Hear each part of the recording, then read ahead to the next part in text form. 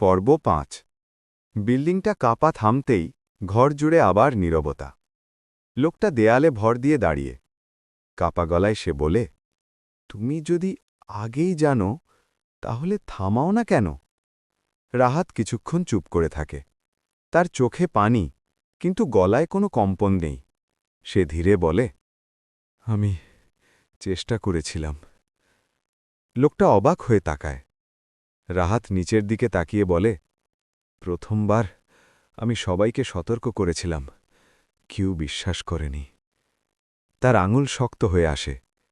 দ্বিতীয়বার আমি চিৎকার করেছিলাম। লোকটা ফিসফিস করে প্রশ্ন করে, আর এবার?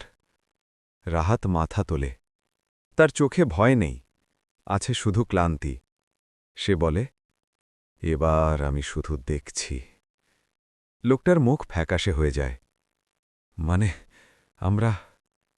রাহাত বাকিটা শেষ করে, হ্যাঁ, এই রাতটা কাউকে ছাড়ে না।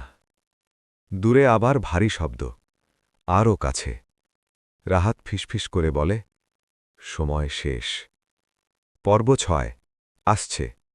রাহাত কি বাঁচবে নাকি শুধু দেখবে?